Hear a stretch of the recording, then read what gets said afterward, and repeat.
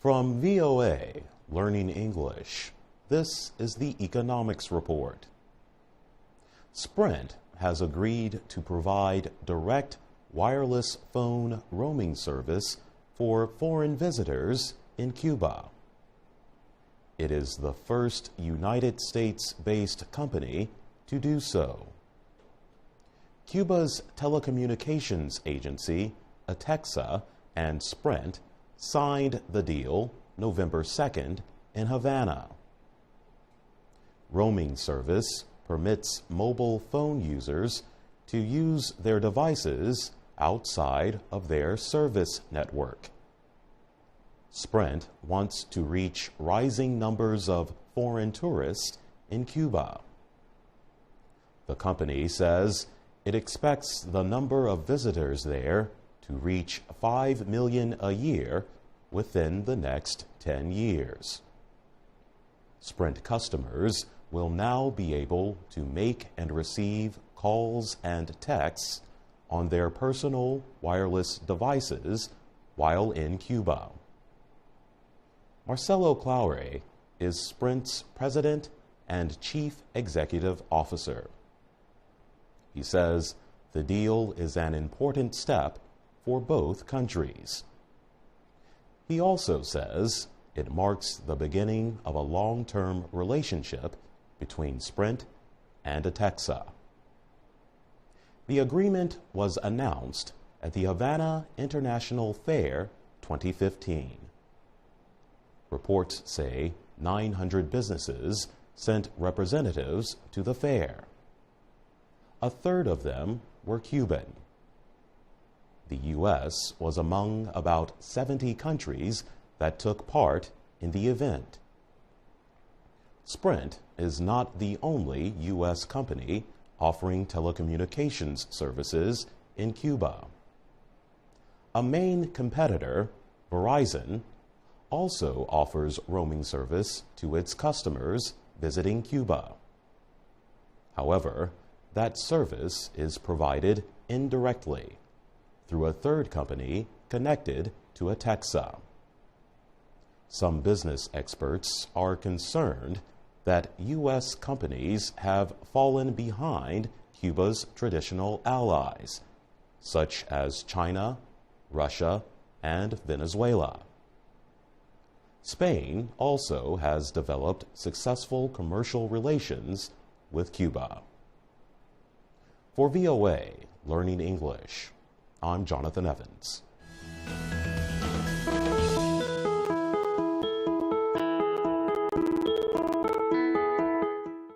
From VOA Learning English, this is the Economics Report.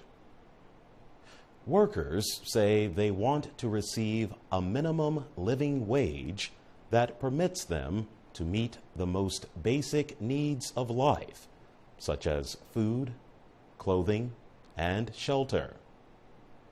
Employers say that high labor costs will affect their company's profitability and its value to shareholders. And governments worry that they will lose trade, investment, and tax revenues if labor costs within their borders go too high. In 2014, President Barack Obama raised the U.S. federal minimum hourly wage to $10.10.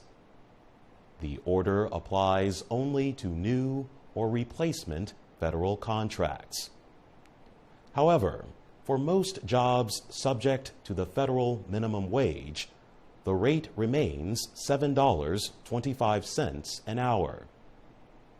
But the federal minimum wage does not apply to everyone for a number of reasons. Each state has its own labor laws, which can affect the minimum wage workers can receive. In early June, the Los Angeles City Council approved a minimum wage measure.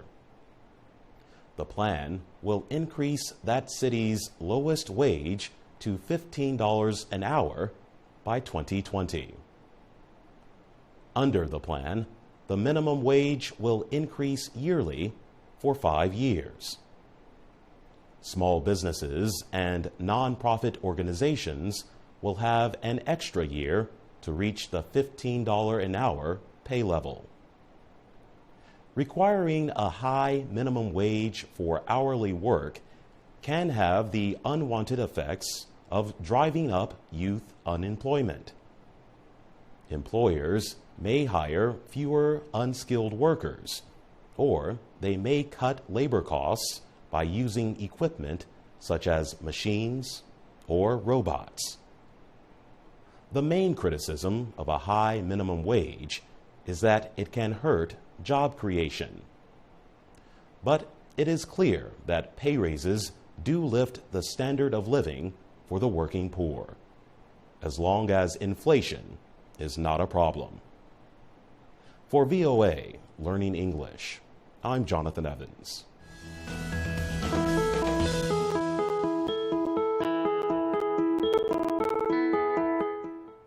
From VOA Learning English, this is the Economics Report. The growth in North Dakota's oil industry is quickly changing the state. Oil money has brought development and jobs.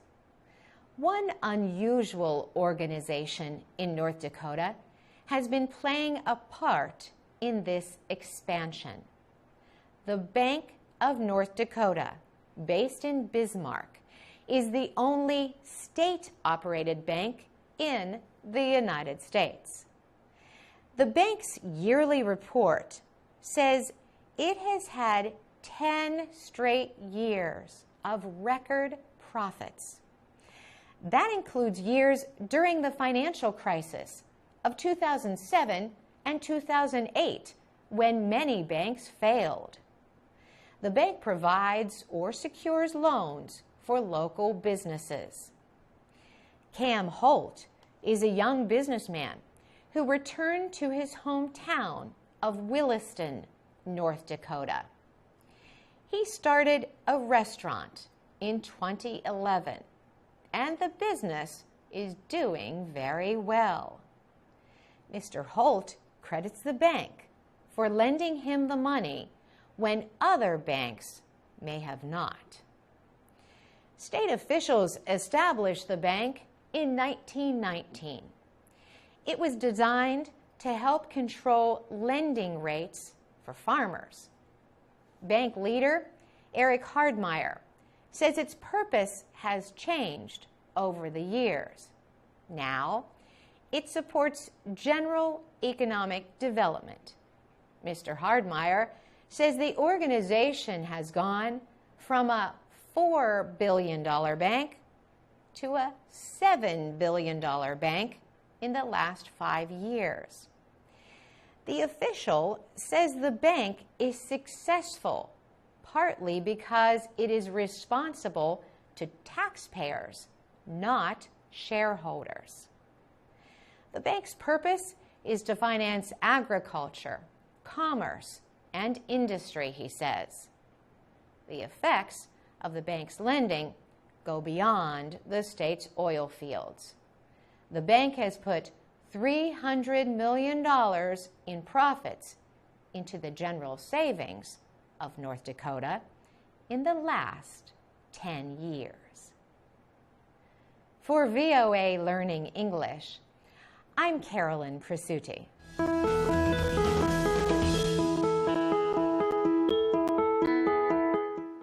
From VOA Learning English, this is the Economics Report. Crowdfunding is growing in popularity around the world. Here is how crowdfunding works. You explain your project to a large group of people through an online platform.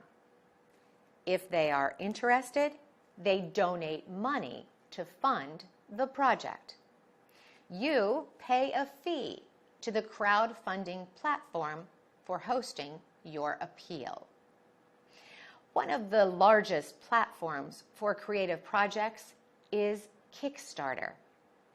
Since it launched in 2009, Kickstarter says that more than $2 billion has been pledged by more than 9 million people, funding more than 90,000 creative projects. Crowdsourcing is a broader term. It means using the internet to raise funds, solve problems, or generate innovative ideas from other people. Despite the benefits, crowdfunding and crowdsourcing present legal and ethical issues. Innovators can easily lose control over crowdsourced works if they do not pay attention to copyright laws, say researchers Stephen Wolfson and Matt Leese from the University of Texas. Design Contest, a website for designers, warned design professionals to avoid being scammed out of money, time, or effort on crowdsourcing sites. They urged designers to find out who gets the rights to their work and how they will be paid. Despite these problems, crowdsourcing continues to grow at a rapid pace globally.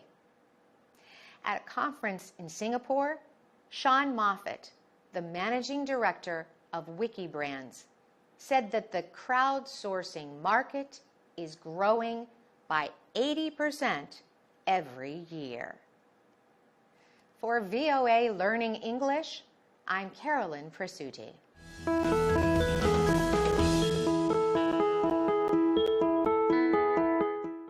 From VOA Learning English, this is the Economics Report. A United Nations organization is working to help developing countries become active partners in the world economy.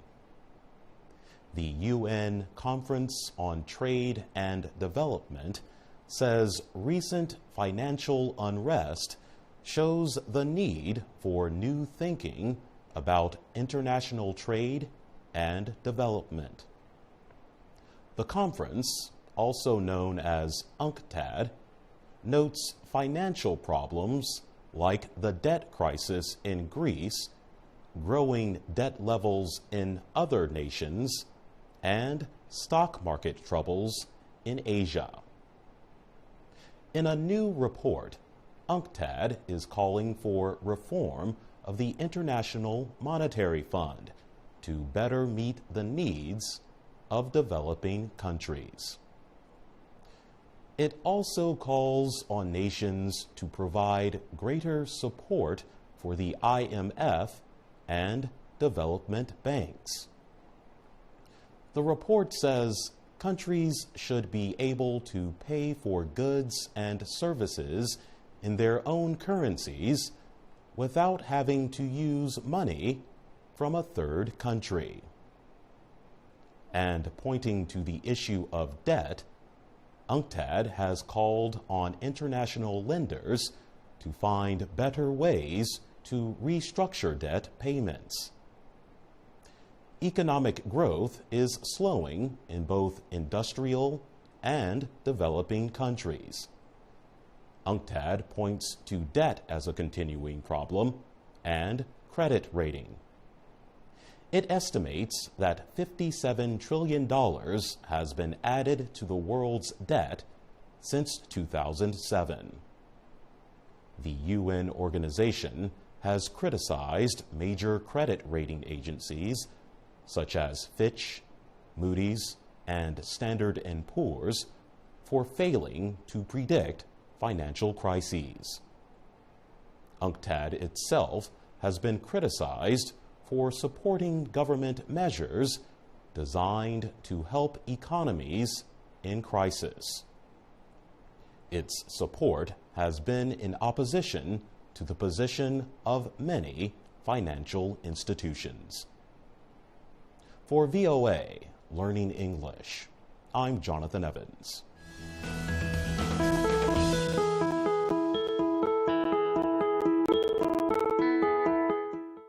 From VOA, Learning English, this is the Economics Report. The United States Congress has given President Barack Obama a powerful tool to get trade deals approved. Congress approved what is called Fast Track Authority to help Mr. Obama and future presidents negotiate trade agreements. The Senate voted on and passed Trade Promotion Authority, or TPA, and the President signed the law soon after. The expanded powers are designed to protect proposed agreements from congressional changes. The bill's approval increases chances for two of the biggest trade deals in U.S. history. Under TPA, the Trans-Pacific Partnership and the Transatlantic Trade and Investment Partnership would be approved with simple majority votes in Congress. Lawmakers could not amend or change the agreements. The sudden increase in support for free trade saddened its opponents, like independent senator and presidential candidate Bernie Sanders. He said the law helped wealthy interests and not working families. Environmental groups and labor unions also opposed Fast Track Authority. Jim Hoffa heads the Teamsters Union, which represents American truck drivers. He said that bad trade deals like the TPP will only send jobs overseas and lower wages in the U.S. The trade battle produced rare political alliances in Washington. President Obama has had strong support from Republican congressional leaders on this issue. Yet, the Republican leaders work against the president's proposals on almost every other issue. TPA sharply divided Democratic lawmakers. For VOA, Learning English, I'm Jonathan Evans.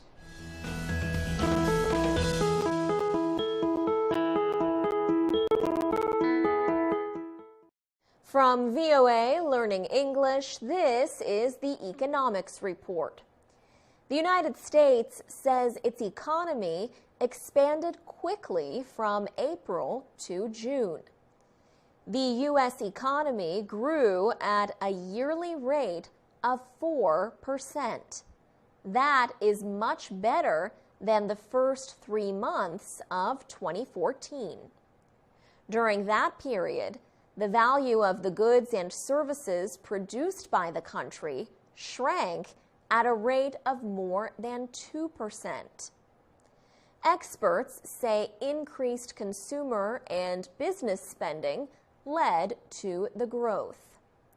The expansion appeared to extend across the economy. U.S. exports increased sharply. Businesses bought goods for resale. And state and local governments increased spending.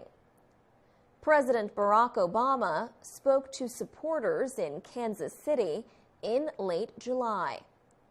He said the recent economic numbers were another sign that things are getting better. The economic news had little effect on financial markets. Investors appeared unmoved because this was just the first of several reports for the period from April to June. Economist Sean Snaith is with Central Florida's Institute for Economic Competitiveness. He says it is too early to celebrate the economic gains. Sean Snaith says what happens in the final 6 months of 2014 will show whether the recovery will continue. He said the bank risks fueling inflation if it raises interest rates too quickly. The central bank, the Federal Reserve System, changed its opinion of the economy recently. The Federal Open Market Committee makes important decisions concerning financial policy. The committee said it plans to reduce bond buying by another $10 billion in August. The bond buying program has kept U.S. interest rates near record low levels. For VOA Learning English, I'm Alex Villarreal.